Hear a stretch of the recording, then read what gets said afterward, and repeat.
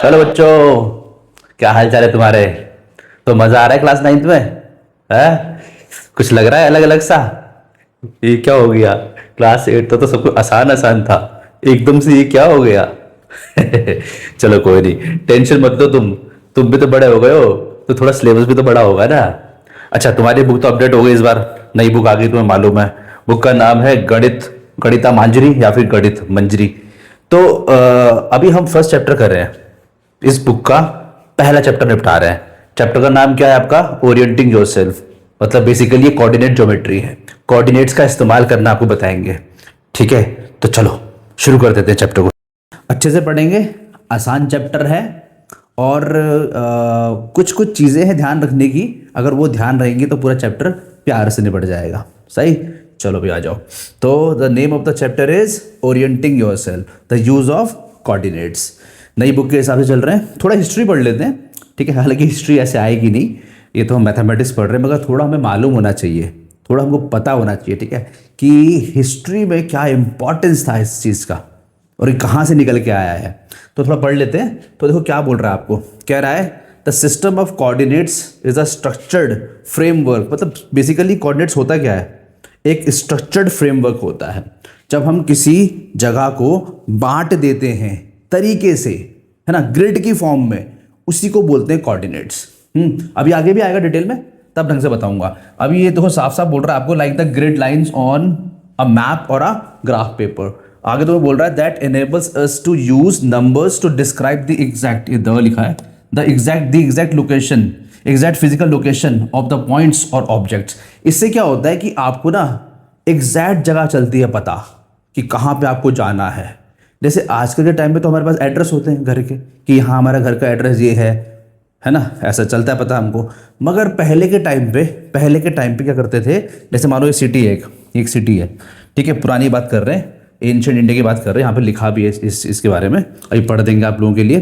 तो इन लोगों ने क्या करा था, इन लोगों ने कोई किसी चीज़ को स्टैंडर्ड मान लिया कि भैया ये स्टैंडर्ड है, मतलब कि ओरिजिन है, बेसिकली इसके हिसाब से ओरिजिन मान लेते हैं। तो कोई रेफरेंस पॉइंट है, कोई होता है ना, जैसे हम बोलते हैं कि ये इस जगह का, ये इस जगह का कोई मतलब लैंडमार्क है।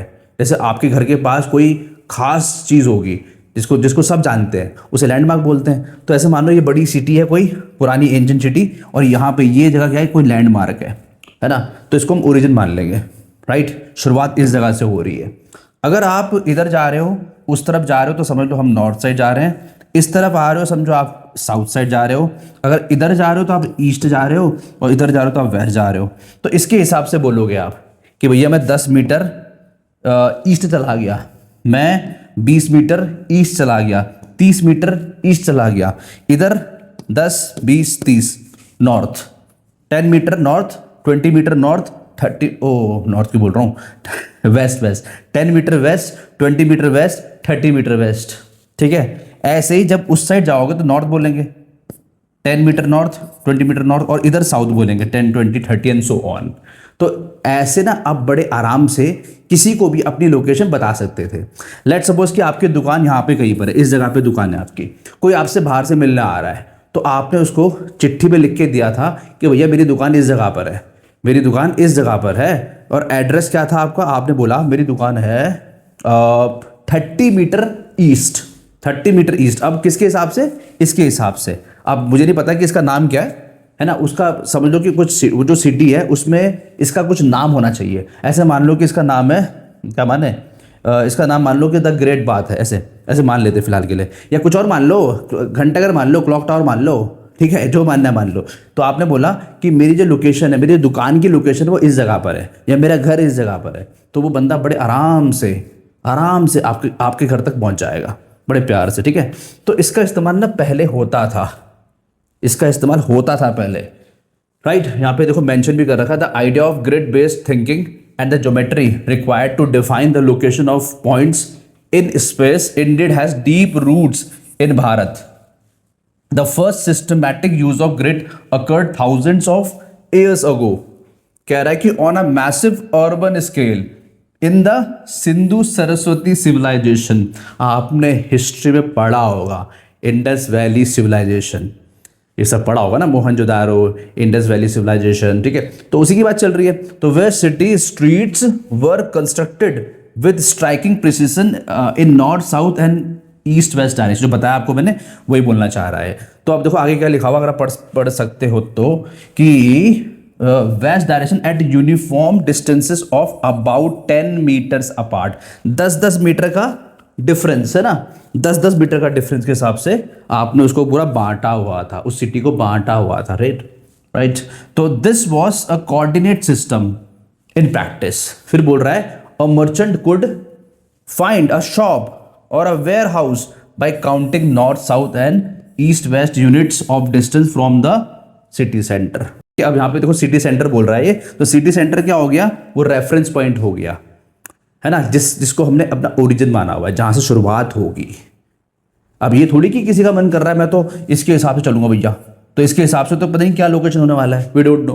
तो आपको ना एक स्टैंडर्ड तो रखना पड़ेगा, आपको कोई जगह अपना रेफरेंस पॉइंट तो रखनी पड़ेगी। जैसे कि इस वाले केस में बोल रहा है कि सिटी सेंटर, ये समझो सिटी सेंटर है आपका, ठीक है, ऐसा कुछ या कुछ भी हो सकता है। जैसे कि कोई किसी की सिटी में क्लॉक टावर होता है ना, तो क्लॉक टावर को आपने सिटी सेंटर मान लिया। किसी जगह पे किसी सिटी में कोई बहुत बड़ा गार्डन होता है जो सबको पता होता है, उसको आपने सेंटर मान लिया, है ना। किसी सिटी में, मेट्रो सिटीज़ में कोई मेट्रो का कोई हम कह सकते हैं कोई एग्जैक्ट वो है, कोई बड़ा सा मेट्रो स्टेशन है, उसको आपने मान लिया, ठीक है, ऐसा कुछ, ठीक है ना। चलो भैया, चलो आगे चल ले जाए। देन बात कर रहा है आपको, बता रहा है हिस्ट्री के बारे में, थोड़ा सा और अंदर घुसते हैं इसमें।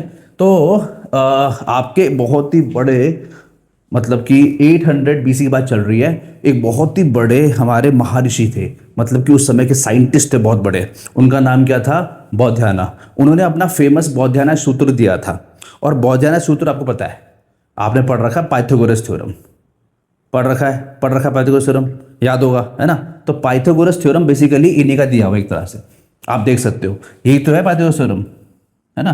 तो इन्होंने अपने तरीके से उसको बताया था, बाद में उसको हम कह सकते हैं कि पाइथागोरस तक वो पहुंच गया, और पाइथागोरस ने आपको फिर अपडेट करके बताया उसको तरीके से, और उसको फिर हर तरफ फैला दिया, इसीलिए उसको पाइथागोरस थ्योरम बोलते हैं। मगर अभी नई बुक में बहुत अच्छे से बताया गया है कि it is known as Baudhayana Pythagoras theorem, जो बहुत अच्छी बात है। एक तरह से हम अपने ऋषि मुनियों को ट्रिब्यूट दे रहे हैं, है ना, उनका मतलब एक तरह से रिस्पेक्ट कर रहे हैं, क्योंकि पुरानी बुक्स में तो इनके बारे में कुछ बताया नहीं गया था कभी भी, तो लोगों को मालूम भी नहीं है। मगर ये बहुत अच्छी बात है कि जो नई बुक आपकी आई है, इसमें इनको हम काफ़ी रिस्पेक्ट दे रहे हैं और इनके नाम से इसको पढ़ रहे हैं। तो इसको बोलते हैं क्या, बौधायना सूत्र। ये इन्होंने कब 1800 BC में दिया था। तो बेसिकली इनका भी बहुत कंट्रीब्यूशन है कोऑर्डिनेट्स में, इन्होंने भी स्पेस को ब्रेक किया था तरीके से, है ना। तो देन अब ज़्यादा इसमें घुसने की जरूरत आपको नहीं है, तो हिस्ट्री चल रही है, ठीक है, मगर थोड़ा बहुत आपको मालूम हल्का हल्का होना चाहिए। देन अगर बात करें आर्यभट्टा की, आर्यभट्टा का नाम आपने सुना ही होगा। तो आर्यभट्ट जो थे, उन्होंने भी कोऑर्डिनेट का इस्तेमाल किया था। यहाँ पे साफ साफ लिखा हुआ कि आर्यभट्टा जो कि 499 CE में, सी क्या होता है पता है ना आप लोगों को, BCC मतलब अगर मैं कंपेयर करूँ तो क्राइस्ट से पहले, जीसस क्राइस्ट से पहले, जैसे 800 BC लिखा हुआ है, तो जैसे अभी 2026 चल रहा है, तो पहले तो 2026 को जीरो कर दो, है ना, जीरो ईयर जो भी हो तुम्हारा होगा, और उसके पीछे भी चले जाओ 800 साल, तो मतलब कि कितना हो गया ये, 800 प्लस कर दो 2026 में, है ना। तो ये बेसिकली कितना हो गया ये 2826 ईयर्स, इतने पहले की बात है, उस समय थे ये हमारे महर्षि, है ना। तो यहाँ पे लिखा हुआ कि replace the Greek chords with sines making it much easier to calculate the coordinates of a star in और अ सिटी, ठीक है। He mapped the sky using celestial coordinates, उसने बड़े तरीके से, बहुत ही तरीके से उसने पूरे हम कह सकते हैं कि हमारे जितने भी स्टार्स फैले हुए हैं हमारे स्काई में, उनकी लोकेशन बताई कोऑर्डिनेट का इस्तेमाल करके। अब उन्होंने भी ऑब्वियसली किसी को अपना रेफरेंस मान लिया होगा किसी चीज़ को, और उसके हिसाब से बताया होगा। तो कितना अच्छा, मतलब हम कह सकते हैं कितना अच्छा उन्होंने इस्तेमाल किया कोऑर्डिनेट्स का, है ना। जितनी नॉलेज उस समय थी उसके हिसाब से उन्होंने बताया कि ऐसे कर सकते हो आप, राइट। देन उसके बाद हम बात करते हैं तो जो आपके ब्रह्मगुप्ता थे, ब्रह्मगुप्ता जो थे, उनका तो बहुत बड़ा कंट्रीब्यूशन है। यहाँ पे साफ साफ लिखा हुआ है कि without Brahmagupta's work the 4 quadrant Cartesian plane as we will study in this chapter would not be possible, है ना।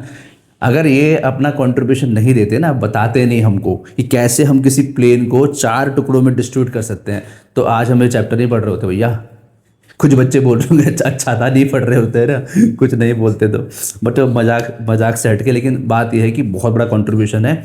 और अगर ये हमको नहीं बताते तो सही बताऊं तो हमको ये चीज़ शायद बहुत बाद में चलती पता, या क्या पता नहीं चलती पता, तो हम इतना एडवांस कर भी नहीं पाते, क्योंकि इसका इस्तेमाल बहुत जगह पे होता है। कोऑर्डिनेट ज्योमेट्री का इस्तेमाल हर जगह पे होता है। ये नहीं कि सिर्फ और सिर्फ आप फालतू मैथमेटिक्स पढ़ रहे हो। अभी जब आप आगे जाओगे ना सीनियर क्लासेस में, तब आप देखोगे इसका कितना इस्तेमाल हो रहा है। ठीक है, तो यहाँ पे लिखा हो साफ साफ कि Brahmagupta's work was translated into Arabic as the Sindh Hind. इन्होंने जब बुक लिखी थी अपनी, इनकी एक बुक थी बहुत ही फेमस, अभी मुझे नाम याद नहीं आ रहा, तो उसको ट्रांसलेट किया गया था, और उसका नाम था सिंध हिंद। ठीक है, and later these concepts eventually reached Europe. आपको पता है कि यार अभी जो फिर राज जो चल रहा था, हम मतलब हमारे इंडिया पे जिसका राज था, वो कौन सी कंट्री थी? ब्रिटिश कंट्री थी, मतलब ब्रिटेन था बेसिकली। ब्रिटेन के आसपास आपकी और भी यूरोपियन कंट्रीज जैसे फ्रांस हो गया, पोर्टुगल हो गया, और भी कई कई कंट्रीज हैं जिन्होंने पूरे दुनिया पे राज कर रखा था। तो यार फिर उन्होंने हर जगह फैला दिया इस चीज़ को। तो हम कह सकते हैं कि हाँ, फैलाया तो यूरोपियंस ने था, मतलब इसका इस्तेमाल तो अच्छी तरह से यूरोपियंस ने ही किया, क्योंकि वो पूरी दुनिया पे राज था उन लोगों का, है ना। लेकिन ये बात भी नहीं भूलनी चाहिए कि असली चीज़ हमारे ऋषि मुनि ने बताई थी, हमारे ब्रह्मगुप्ता ने बताई थी। उसी को अपडेट करते करते हम कह सकते हैं हम यहाँ तक पहुँचे हैं। और जो हम पढ़ते हैं ना, मॉडर्न स्टडीज़ जो करते हैं हम, उसका रूट तो भैया यहीं पर ही है, यहीं से निकला हुआ है वो। ठीक है, चलो भाई अब हिस्ट्री ख़त्म करते हैं, आते हैं कोऑर्डिनेट ज्योमेट्री पे, ये होता क्या है। अब ध्यान रखेंगे क्या बोल रहा हूँ, फोकस करेंगे। बहुत ही आसान चैप्टर है, ऐसे कोई दिक्कत है नहीं, बस आप अपना फोकस बनाए रखिए और कॉन्सेप्ट क्लियरिटी करते रहिए। ठीक है, ओके। तो सबसे पहले बात कर लेते हैं कार्टेशियन प्लेन की। सबसे पहले बात कर लेते हैं कार्टेशियन प्लेन की। उससे पहले हमें पता होना चाहिए प्लेन होता क्या है। तो आई होप ये तो पता होगा प्लेन किसे बोलते हैं। प्लेन मतलब कोई भी 2D, कोई भी 2 डायमेंशनल चीज है ना, कोई भी 2 डायमेंशनल। जैसे कि ये बोर्ड जो है, ये बोर्ड 2 डायमेंशनल है। ये बोर्ड क्या है? 2 डायमेंशनल है। इस बोर्ड में मैं ऐसे जा सकता हूं और ऐसे भी जा सकता हूं, ऐसे ऐसे दोनों तरफ, एक तरह से लेंथ और ब्रेथ दोनों तरफ जा सकता हूं, तो ये 2D हो जाएगा। अगर मैं सिर्फ एक ही तरफ जा पाता, ऐसे या फिर ऐसे वापस आ पाता, तो 1 डायमेंशनल होता। अगर मैं अंदर बाहर भी आ पाता, जैसे कि इस बोर्ड के अंदर ऐसे घुस जाता मैं और ऐसे बाहर आ जाता मैं, तो फिर वो 3D बन जाता, जैसे कि दुनिया 3D है। ठीक है, तो इसकी तो हमने बात नहीं करनी, हमने बात करनी है फिलहाल प्लेन की। प्लेन क्या होता है? हमेशा 2D होता है। प्लेन हमेशा 2 डायमेंशनल ही होता है, ध्यान रखो। जैसे जो आपकी नोटबुक है जिसमें आप काम कर रहे हो, उसमें आप लिख रहे होंगे ABCD, कुछ ABCD लिख रहे होंगे। तो ये जो आप लिख रहे हो, जब आपने ABCD लिखा तो आप इधर भी गए, आप इधर भी गए। देखो आप ऐसे लिखते हो ना A, तो आप इधर इधर दोनों तरफ जा रहे हो, तो ये 2D हो जाएगा ना। ये 2D तो बेसिकली, तो आपकी नोटबुक भी 2 डायमेंशनल हो गई। ठीक है ना, आप नोटबुक के अंदर थोड़ी घुस रहे हो ऐसे करके ना, बाहर ऐसे आ रहे हो, है कि नहीं, तो वो ये 2 डायमेंशनल हो जाएगा, राइट। जैसे आपका वो था सिटी, जो बात कर रहे थे हम पहले, तो सिटी जो थी, सिटी को आपने ग्रिड के फॉर्म में डिस्ट्रीब्यूट किया था 10-10 मीटर के हिसाब से ना। वो थी ना सिटी आपकी एंशंट वाली सिटी, सप्त सिंधु वाली, दैट इंडस वैली सिविलाइजेशन वाली। तो उसमें इसी तरह से बांटा गया था 10-10 मीटर के हिसाब से। तो आप एग्जैक्ट जगह पे अपने आप पहुंच जाते थे। जैसे किसी ने आपको बोला कि भाई 20 मीटर नॉर्थ आ जा, तो आप पहुंच जाओगे आराम से, है ना। तो वैसे ही क्या हम ऐसा बोल सकते हैं कि हम एक प्लेन को इस तरह से ब्रेक कर सकते हैं कोऑर्डिनेट के फॉर्म में, ठीक है, ताकि हम एग्जैक्ट लोकेशन पे आराम से पहुंच सके। तो इसी प्लेन का नाम बन जाता है कार्टेशियन प्लेन। जब हम किसी प्लेन को ऐसे कोऑर्डिनेट के फॉर्म में ब्रेक कर देते हैं तो उसे बोला जाता है कार्टेशियन प्लेन। क्या बोला जाता है? Cartesian plane. सही, चलो सही। अब जैसे अगर इस कार्टेशियन प्लेन में अब देख पा रहे हो, इस कार्टेशियन प्लेन में अगर आप देख पा रहे हो, एक तो ऐसे एक लाइन खींची हुई है हॉरिजॉन्टल। ये जो हॉरिजॉन्टल लाइन है बेटा, इसे बोलते हैं एक्स एक्सिस। इसे क्या बोलते हैं? एक्स एक्सिस, ठीक है। और ये जो वर्टिकल लाइन है इसे बोलते हैं वाई एक्सिस। इसे बोलते हैं क्या? Y axis. अब जो सिटी वाला केस था उसमें तो खैर नॉर्थ साउथ ईस्ट वेस्ट था, है ना। मगर यार सोचने की बात है, ये थोड़ी कि हर बार मैं किसी जगह को, मतलब किसी जोग्राफिकल प्लेस को ऐसे ब्रेक करूंगा, ऐसा जरूरी नहीं है। क्या पता मैं कुछ काम कर रहा हूं अपने कागज में, अपने अपने क्या बोलते हैं, नोटबुक में कुछ काम कर रहा हूँ मैं, कुछ नक्शा बना रहा हूँ मैं, कुछ कर रहा हूँ मैं, है ना, या कुछ कंस्ट्रक्शन कर रहा हूँ, कुछ भी कर रहा हूँ, कोई डिज़ाइन क्रिएट कर रहा हूँ, डिज़ाइन बना रहा हूँ किसी चीज़ का, तो यार उस कंडीशन में नॉर्थ साइड थोड़ी बोलूँगा मैं, वो तो कोई सेंस नहीं बना ना। तो इसीलिए हमने इसको हमने इसको इस तरह से ब्रेक किया हुआ है कि ये एक्स एक्सिस हो गई और ये वाई एक्सिस हो गई, ठीक है। अब वहाँ तो खैर आप ऐसे बोलते थे लोकेशन के 10 मीटर नॉर्थ 50 मीटर साउथ ऐसे बोलते थे, मगर यहाँ तुम कैसे बोलोगे, तो यहाँ तुम बोलोगे इस तरह से एक्स और वाई, एक्स और वाई बोलोगे। तो ये तो तुम जानते हो कि वहाँ पे जब हम बात कर रहे थे कि भैया मुझे आना है 30 मीटर नॉर्थ, तो बेसिकली आप उस जगह का एड्रेस दे रहे थे, आप उस जगह की लोकेशन दे रहे थे आप। तो इस कार्टेशियन प्लेन पे जब आप कोई लोकेशन बताते हो, कोई अपना एड्रेस बताते हो कि कहाँ पे तुम्हें आना है या कहाँ किस पॉइंट की तुम बात कर रहे हो, तो तुम ऐसे बताते हो एक्स वाई की फॉर्म में। अब एक्स वाई क्या है बच्चों, इस एक्स वाई को हम बोलते हैं कोऑर्डिनेट्स। क्या बोलते हैं, coordinates, we call them coordinates, इन्हें कोऑर्डिनेट्स बोलते हैं, ठीक है ना। तो कोऑर्डिनेट में आपकी दो चीज़ें आ रही हैं, एक्स एंड वाई, और ऐसा मैथमेटिशियन ने बहुत पहले ही क्लियर कर दिया था कि किसी भी 2D प्लेन में ये दो पॉइंट बहुत है लोकेशन बताने के लिए। आप इन दो पॉइंट्स की हेल्प से आप एग्जैक्ट लोकेशन बता सकते हो बड़े प्यार से, ठीक है। मैं आपको भी एक्सप्लेन कर देता हूँ क्या बोलना चाह रहा हूँ। लेट सपोज मैंने आपको बोला कि यार वो वाली पॉइंट की बात कर रहा हूँ मैं, अगर बोलूँगा बेटा वो वाला पॉइंट, तो आप बोलोगे सर कौन सा वाला पॉइंट, वो क्या होता है कि नहीं। तो मुझे आपको बताना पड़ेगा ना कि एग्जैक्ट इसकी बात कर रहा हूँ मैं। जैसे लेट सपोज कि मैं बात कर रहा था इस पॉइंट की, इसकी बात कर रहा था, तो इसका लोकेशन क्या होगा। तो मैंने क्या बोला आपको कि लोकेशन के लिए आप x, y लिख देते हो, x, y लिख देते हो। कहने का मतलब ये कि पहले आप x चेक करोगे और फिर आप y चेक करोगे, पहले x और फिर y। तो x को हम बोलते हैं बेसिकली एब्सेसा, x को क्या बोलते हैं हम, एब्सेसा बोलते हैं, और y को हम बोलते हैं ऑर्डिनेट। इनका नाम होता है, x वाले पॉइंट का नाम होता है एब्सेसा और y वाले पॉइंट का नाम होता है ऑर्डिनेट, और दोनों को साथ में बोलते हैं कोऑर्डिनेट। तो जैसे अगर तुम इसकी बात कर रहे हो तो पहले तुम x बोलोगे और फिर तुम y बोलोगे। x चेक कहाँ से होगा, x एक्सिस से, x का चेक कहाँ से होगा, x एक्सिस से। x एक्सिस जो है आपकी, it is somewhat similar to your number line, basically number line ही है ये। और नंबर लाइन आपने बहुत अच्छे से पढ़ रखा है, आपको पता है क्या होता है नंबर लाइन। जैसे कि शुरुआत होगी 0 से, 1 2 3 4, 1 2 3 4, -1 -2 -3 -4, ऐसा कुछ। और y एक्सिस बस ऐसे में बना देना, नंबर लाइन को वर्टिकल में बना देना, ऊपर पॉजिटिव और नीचे नेगेटिव, है ना, नीचे नेगेटिव, ऊपर पॉजिटिव नीचे नेगेटिव। अगर तुमको ये पॉइंट बताना है तो मैं फिर से वो चीज़ रिपीट करूंगा कि पहले x और फिर y, पहले x फिर y। तो x चेक कहाँ से होगा, x एक्सिस से चेक होगा। तो देखो कहाँ पे आ रहा है, ये आ रहा है इस जगह पे, ये क्या है 1 2 3 हो गया। तो x क्या है आपका 3, देन कॉमा, अब चेक करते हैं y चेक होगा y एक्सिस से, तो कहाँ पे आ रहा है, ये आ रहा है, कितना होगा 4, 3,4। इस तरह से आप बड़े प्यार से, बड़े मजे से कोई से भी पॉइंट बता सकते हो, कोई सी भी लोकेशन बता सकते हो, कोई सा भी एड्रेस बता सकते हो किसी भी कार्टेशियन प्लेन में। सही है, आई होप बात क्लियर हो रही होगी। एक एग्जांपल और देखते हैं। लेट सपोज कि मैं कह रहा हूँ कि यहाँ पे इस जगह पे आओ, है ना। तो आपको पता है क्या बोलते हैं, पहले हम x बोलते हैं फिर y बोलते हैं, है ना। पहले x बोलते हैं फिर y बोलते हैं। तो x कितना है इस पे, x चेक करो x एक्सिस के हिसाब से, ये आपकी x एक्सिस हो गई, कितना -1 -2 आएगा, -2। फिर y चेक करो, y कितना है -2, दोनों -2, ठीक है। इस तरह से आप बता सकते हो। एक और एग्जांपल देख लेते हैं। लेट सपोज इसकी बात कर रहे हैं, तो पहले x और फिर y, पहले एब्सेसा देन ऑर्डिनेट, तो x कितना है, x चेक होगा x एक्सिस से, तो कितना है देख लेते हैं, 1 2 3 4 एंड 5 लिख दीजिए। एंड y चेक होगा y एक्सिस से, कितना यहाँ पे आ रहा है 1 2 -2, ठीक है। आई होप बात क्लियर हो रही है आप लोगों को। इस तरह से आप बड़े आराम से, बड़े मजे से आप कोई सा भी लोकेशन, कोई सा भी पॉइंट बता सकते हो कि ये है भैया, ठीक, राइट।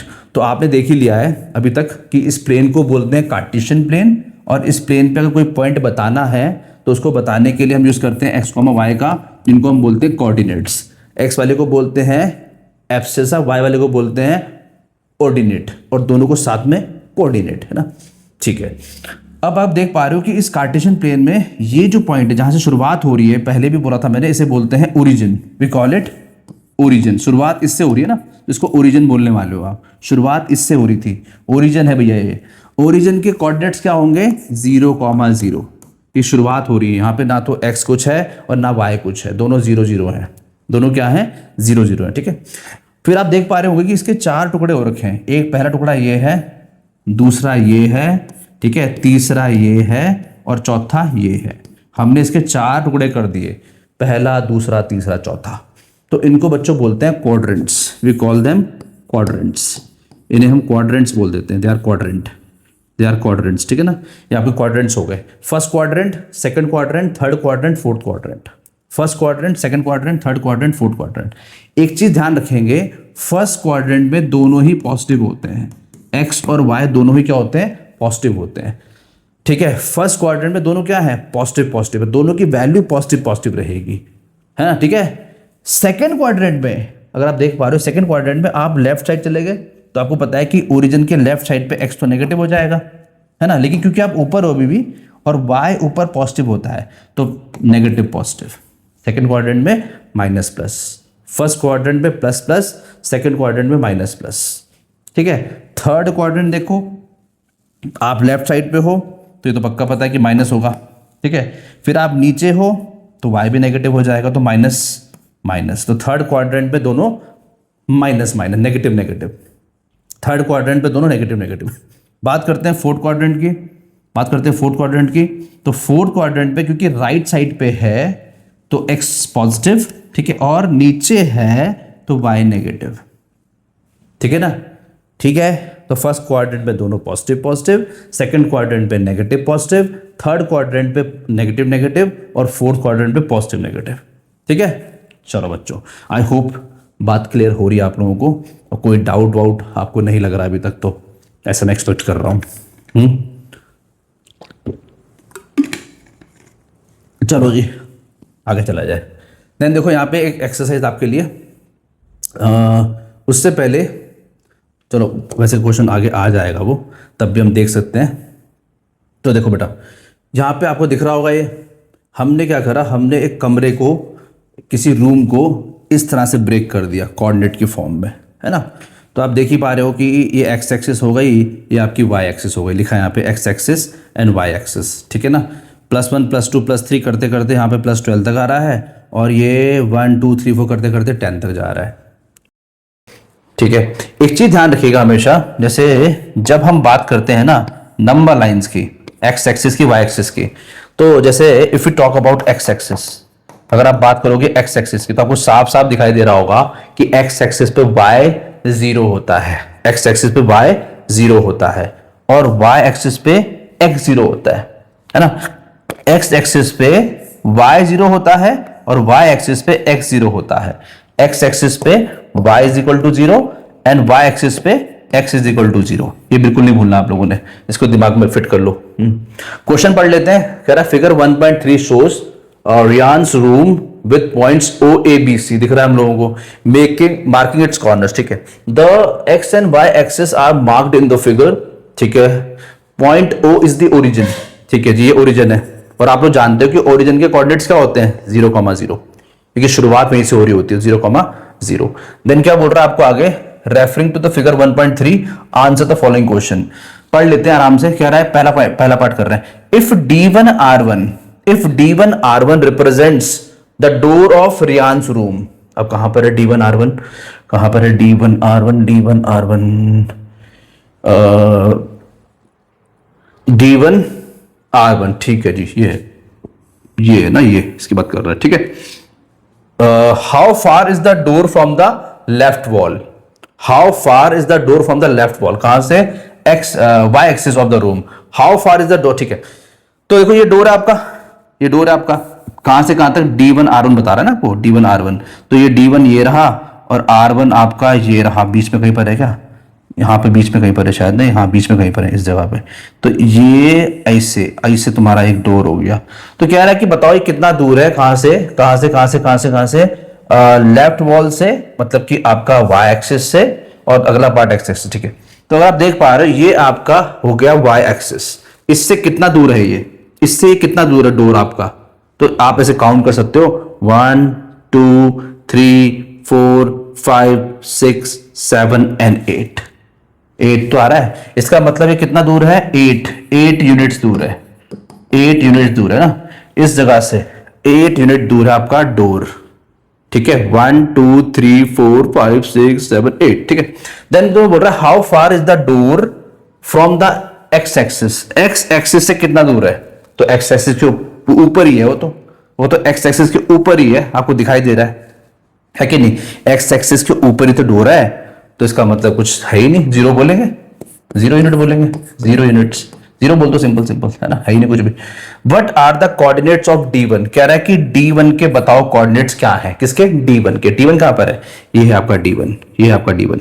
अभी बताया थोड़ी देर पहले आपको मैंने, अभी बताया था थोड़ी देर पहले कि एक्स एक्सिस के ऊपर y क्या होता है, 0 होता है, तो ये तो कंफर्म है y 0 है।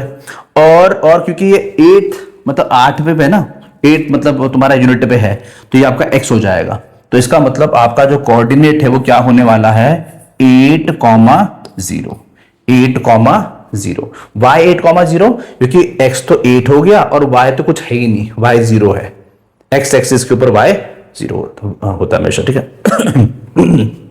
क्वेश्चन नंबर 3 पार्ट देखो, if r1 is the point, if r1 is the point 11.5, 0, तो पता है वैसे भी ये बिल्कुल बीच में आ रहा है ना, तो ये बीच में 11.5 ही होगा, राइट। यहां पे उसने लिख भी दिया, अच्छी बात है आप लोगों के लिए। How wide is the door, door कितना चौड़ा है, डोर कितना चौड़ा है, डोर की चौड़ाई बताइए। ठीक है, तो देखो ये 11.5 है, शुरुआत 8 से हो रही है ना, तो कितना हो जाएगा 11.5 माइनस 8 कितना आएगा, साफ चल रहा है पता, 3.5 कितना, 3.5 कितना, 3.5 बिट्स। ठीक है, तो यहाँ पे 3.5 यूनिट्स बोलेंगे हम लोग, क्योंकि यहाँ पे कहीं मेंशन नहीं किया गया कि भैया तुम्हारा कितना है, मतलब किस चीज में है, फीट में है, मीटर में है, या किस, बताया नहीं गया आपको, तो आप यूनिट बोलोगे, simple simple, you will say unit only. आगे बढ़ लेते हैं कि do you think this is a comfortable width for the room door, क्या 3.5 यूनिट सही है, हाँ तो सही लग रही है। अगर जैसे मैं ऐसे थोड़ा इमेजिन करता हूं कि ये जो रूम है ये फीट में है, ये रूम फीट में मान लो, तो अगर 12 बाय 10 फीट का कमरा है, कोई 12 बाय 10 फीट का कमरा है, तो ठीक ठाक कमरा है एक, है ना, ज्यादा बड़ा तो नहीं है बट छोटा भी नहीं, ठीक ठाक साइज का कमरा दिख रहा है तुम्हें, है ना, 10 बाय 12 का, तो उस रूम के हिसाब से, उस कमरे के डायमेंशन के हिसाब से, जिस हिसाब से कमरा है आपका, उस हिसाब से 3.5 फीट का अगर दरवाजा लगा रखा तो ठीक है, अच्छा खासा दरवाजा, कोई दिक्कत थोड़ी है इसमें। ठीक है, देन आगे चल लेते हैं। If the person is in a wheelchair wants to enter the room will he और she be able to do so. अच्छा जी, जो आपकी व्हील चेयर होती है, व्हील चेयर की चौड़ाई जो होती है 2.5 फीट 3 फीट के आसपास होनी चाहिए, इससे ऊपर तो क्या होगा, हाँ आराम से चला जाएगा, कोई दिक्कत नहीं, कंफर्टेबल हो जाएगा, कोई समस्या नहीं है। आप लिख दो यस, वो एंटर कर जाएगा, yes the person with wheelchair can easily enter, with wheelchair can enter easily, ठीक है। अब मैं देखो ऐसे आइडिया लगा रहा हूं कि अगर 3.5 यूनिट को हम 3.5 फीट मान लेते हैं, तो जो आपकी व्हील चेयर होती है वो 3 फीट होती होगी, इससे ऊपर तो क्या होती होगी 2.5 या 3 फीट, तो वो आराम से चला जाएगा आराम से, कोई दिक्कत नहीं है। सही, आगे चला जाए। लास्ट पार्ट है इसका, इफ B1 मतलब कि तुम्हारा 0,1 पॉइंट, अब B1 है कहां पर देख लेते हैं पहले, हाँ देखो ये है B1, ये B1 ठीक है, 0,1.5 एंड B2 0,4, ये B2 तुम्हारा represent the end of the bathroom door. अच्छा जी, अच्छा ठीक है, ये बाथरूम का डोर लगा हुआ आपका, सही है, ठीक है। फिर तुम्हें क्या बोल रहा है, is the bathroom door narrower और wider than the room door. ठीक है।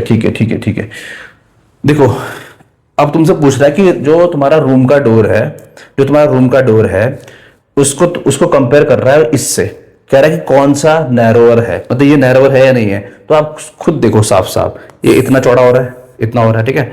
तो अगर मुझे इसका डायमेंशन निकालना है तो कितना आएगा, देखो 4 माइनस कितना 1.5 2.5 कितना होता है ये माइनस करने पे कितना आएगा, 7 चल रहा है बताओ, ये आएगा तुम्हारा 2.5, कितना आएगा 2.5 यूनिट्स, 2.5 यूनिट। तो आप लोग जानते हो कि 2.5 जो है वो कम होता है 3.5 से, है ना। इसका मतलब हाँ ये नैरोवर है और ये थोड़ा चौड़ा है इससे, सही, ठीक है। तो इसे आप लिख देना यस, जो आप लिख देना yes, the door of bathroom is narrower than the door of the room, ठीक है। चलो जी, आई होप ये बात क्लियर हो चुकी है आप लोगों को। आसान क्वेश्चन था, बस किस तरह से चीजों को अप्लाई करना है वो आपको सिखाया जा रहा है, ठीक है। चलिए आगे चला जाए। नेक्स्ट देखिए, थिंक एंड रिफ्लेक्ट, क्या बोल रहा है पढ़ लेते हैं। कह रहा है कि what is the coordinate of the point on the y axis. तो बताया था आपको थोड़ी देर पहले कि वाई एक्सिस के ऊपर कि एक्स एक्सिस के ऊपर तो y होता है 0 और y एक्सिस के ऊपर कहीं पर भी किसी जगह पर भी x होता है क्या 0। तो इस y एक्सिस पे आप कहीं भी आ जाओ, यहाँ पे आ जाओ, यहाँ पे आ जाओ, यहाँ पे आ जाओ, यहाँ तो है ही, यहाँ पे आ जाओ, कहीं भी आ जाओ, हमेशा आपको x 0 मिलेगा। तो इसका आंसर क्या है, x इज इक्वल टू 0, ठीक है। Is there a similar generalisation for a point, हाँ बिल्कुल बिल्कुल बिल्कुल बिल्कुल, एक्स एक्सिस के ऊपर भी सिंगल जनरलाइजेशन हो सकता है। वो क्या हो सकता है, y इज इक्वल टू 0, क्योंकि आप जानते हो कि एक्स एक्सिस के ऊपर आप कहीं भी आ जाओ, यहाँ पे आ जाओ, यहाँ पे आ जाओ, यहाँ पे यहाँ पे यहाँ पे कहीं पर भी आ जाओ, आपको y क्या दिखेगा 0, क्या दिखेगा 0, ठीक है ठीक है। आगे देखिए, डस पॉइंट Q, अच्छा मतलब किसी पॉइंट की बात चल रही है Q की, क्योंकि y कॉमा x बता रहा है ये, एवर एवर कौन साइड का मतलब होता है, मतलब कि उसी के ऊपर आने वाला। जैसे कि अगर अगर अगर अगर अगर अगर मैं यहाँ पे एक पॉइंट बोल रहा हूँ P, ठीक है, और इसके ऊपर एक और पॉइंट आ जाए, ऐसे करके इसी के ऊपर आ जाए Q आ जाए, तो हम कहेंगे कि P एंड Q कौन साइड, P एंड Q जो है कौन साइड हो रहे हैं, ठीक है ठीक है ठीक है। ओवरलैपिंग मतलब ओवरलैप कर रहे हैं। तो कह रहा है कि क्या ऐसा पॉसिबल है कभी भी, x ये पॉसिबल है कभी क्या, ठीक है, जस्टिफाई योर आंसर, ठीक है ठीक है ठीक है ठीक है ठीक है, हाँ ठीक है ठीक है। इसको एग्जांपल समझ लेते हैं थोड़ा सा for better understanding. Let suppose कि हम x को मान रहे हैं 1 और y को मान रहे हैं 2, मान लेते हैं ना फिलहाल के लिए, क्या दिक्कत है। तो इसका मतलब q क्या हो जाएगा, एग्जाम्पल के हिसाब से q क्या हो जाएगा, q आपका हो जाएगा 2,1, है ना, ओके। एंड आपका p क्या हो जाएगा, p आपका हो जाएगा 1,2। तो आप बताओ मुझे, कभी ऐसा पॉसिबल है कि 2,1 और 1,2 एक दूसरे के ऊपर लाई करें, ऐसा पॉसिबल है कभी, ऐसा तो इम्पॉसिबल है। तो ऐसा नहीं possible, it's impossible, it's impossible. तो आप इस एग्जाम्पल से इसको समझा सकते हैं, है ना। इसके अलावा आप कोई भी एग्जाम्पल लो, आपको हर बार सेम चीज़ देखने को मिलेगी। ऐसा इम्पॉसिबल है कि ऐसी कंडीशन कभी भी सेटिस्फाई हो जाए कि x comma y is equal to y comma x, नहीं हो पाएगा।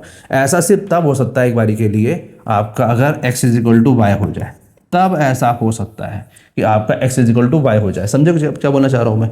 जैसे कि आपने दोनों पॉइंट सेम ले लिए, 2,2 ले लिया, या 1,1 ले लिया, या 3,3 ले लिया, या कितना बड़ा नंबर ले लो, 100,100 ले लो, लेकिन दोनों सेम होने चाहिए, तब हो सकता है, अदरवाइज नहीं हो सकता है, सही।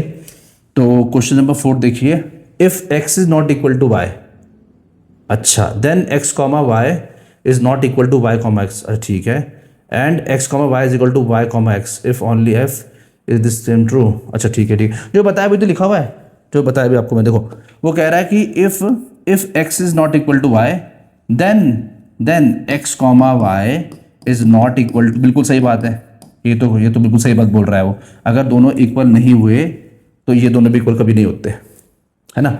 फिर बोल रहा है कि and x comma y is equal to y comma x if and only if x is equal to y, हाँ बिल्कुल सही बात है, तब सही बात है। अगर मतलब ऐसा सिर्फ तब हो सकता है जब x is equal to y हो, वरना ऐसा इम्पॉसिबल है कि x y is equal to y x हो जाए। X y is equal to y x सिर्फ कब हो सकता है, जब x is equal to y हो जाए, है ना। जैसे अभी आपको एग्जांपल दिया था मैंने कि दोनों 2 2 3 3 5 5 8 8 ऐसे हो जाए, वरना पॉसिबल नहीं है, वैसे वरना इम्पॉसिबल है, ठीक है। तो ये बिल्कुल सही है, इट्स ट्रू, ठीक है। तो आई होप बात क्लियर हो गई होगी। आसान आसान क्वेश्चन है, ऐसे कोई खास नहीं है, बस आप सोचते रहिए और दिमाग से करते रहिए। Okay, exercise number 1.2। चलो बच्चों ठीक है, इसको हम करेंगे अब नेक्स्ट वीडियो में। अभी आप पहले इतना ही कीजिए, कॉन्सेप्ट क्लियरिटी रखिए। ये कॉन्सेप्ट क्लियरिटी के लिए था पहला वीडियो, इसके बाद हम क्वेश्चंस करेंगे आगे। क्वेश्चन तो बहुत है अभी करने के लिए और निपटाते रहेंगे धीरे धीरे। तो आई होप आपको पल्ले पड़ी बात क्या बोली मैंने। तो एनसीईआरटी के कुछ क्वेश्चंस, एग्जाम्पल क्वेश्चन आप लोग देख सकते हो। ठीक है, चलो फिर बाय।